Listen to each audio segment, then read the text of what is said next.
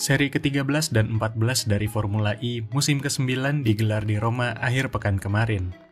Banyak poin yang bisa dibicarakan dari balapan ini, mulai dari dominasi Mitch Evans dan Jake Dennis, hingga crash besar di hari Sabtu. Mari kita ulas satu persatu. Jaguar jadi tim yang paling produktif di Roma dengan total mencetak 44 poin sepanjang weekend. Mitch Evans sapu bersih poin di hari Sabtu dengan raih pole position, kemenangan, dan juga fastest lap. Sementara Sam Bird finish ketiga di hari Minggu. Dikala satu mobil naik podium, Jaguar juga harus merelakan salah satu mobilnya rusak karena tabrakan. Sam Bird alami crash besar di hari Sabtu, sementara kesalahan dari Mitch Evans di hari Minggu merusak mobilnya dan memaksa balapannya berakhir lebih awal. Mumpung tadi kita sebut crash yang dialami Sam Bird, kita bahas juga apa yang sebenarnya terjadi di tikungan 6 Roma di hari Sabtu.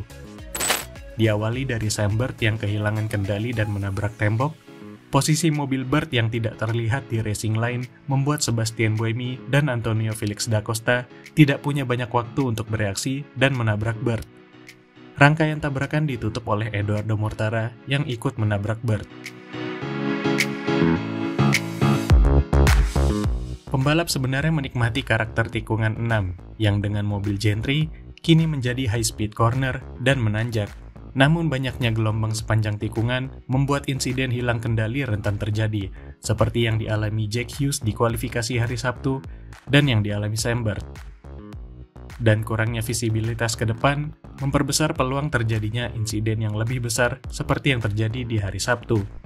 Perubahan bisa dilakukan, namun mungkin tidak banyak. Mengubah bentuk tikungan mungkin tidak dapat dilakukan, kecuali pemerintah kota Roma rela mengeluarkan anggaran untuk mengubah jalanan mereka. Yang terbaik yang bisa mereka lakukan adalah membuat jalanan di tikungan 6 lebih mulus. Sementara perbaikan visibilitas mungkin bisa dilakukan dengan menggeser tembok sisi dalam. Formula E kini punya waktu untuk menentukan apakah tikungan ini harus diubah atau tidak sebelum gelaran 2024. Jake Dennis berhasil sapu bersih poin di hari Minggu dan kini memimpin klasemen sementara. Ia memasuki Prix Roma dengan keunggulan 1 poin atas Nick Cassidy. Setelah balapan hari Sabtu, Dennis yang finish keempat tertinggal 5 poin dari Cassidy yang finish kedua. Memasuki hari Minggu, ia memangkas ketertinggalannya jadi 2 poin dengan meraih pole position. Dennis sempat diperkirakan unggul 5 poin setelah balapan hari Minggu. Namun semua berubah setelah 2 lap balapan berlangsung, ketika Nick Cassidy ditabrak oleh Mitch Evans. Dennis pun tetap berada di depan sampai finish dan malah unggul 24 poin atas Cassidy. Baik Evans dan Cassidy adalah sama-sama penantang terdekat Dennis, dan insiden mereka berdua mungkin mengakhiri persaingan gelar juara dunia musim ini untuk mereka berdua. Namun kita harus akui performa Dennis sangat bagus di balapan ini, dengan atau tanpa Evans dan Cassidy sekalipun. Dennis juga mencatatkan 9 podium musim ini, memecahkan rekor yang sebelumnya dipegang Stoffel Van Dorn musim lalu. Dennis, OTW juara dunia?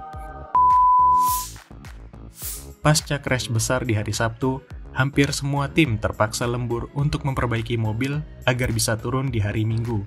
Kerja keras para mekanik membuat semua mobil bisa ikut balapan di hari Minggu. Salah satu cerita unik adalah terjadinya pinjam-meminjam sasis. Ini diawali dari McLaren yang tidak memiliki sasis cadangan, karena cadangan mereka dibagi bersama Nissan dan telah mereka pakai. McLaren pun meminjam cadangan milik Porsche setelah melewati proses undian yang dilakukan bersama FIA. Porsche pun tiba-tiba butuh sasis setelah Antonio Felix da Costa crash di hari Sabtu. Karena mereka tidak punya cadangan, mereka pun meminjam cadangan milik Neo 333. Cerita lengkapnya bisa kalian lihat di media sosial kami. Tidak terasa akhir bulan nanti adalah 2 seri terakhir Formula E musim ke-9 yang akan digelar di London, Inggris. Dengan jarak 24 poin dari Nick Cassidy, Jake Dennis punya peluang besar untuk jadi juara dunia musim ini. Agar bisa mengunci gelar di London Race 1, ia hanya perlu mengungguli Cassidy sebesar 6 poin. Cukup berdoa saja semoga tidak ada plot twist seperti musim 7. Kemudian untuk juara dunia tim, ada 4 tim yang akan berebut gelar di London.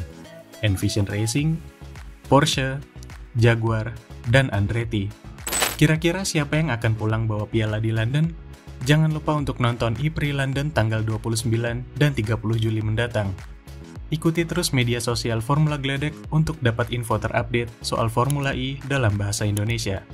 Terima kasih telah menonton dan see you in London.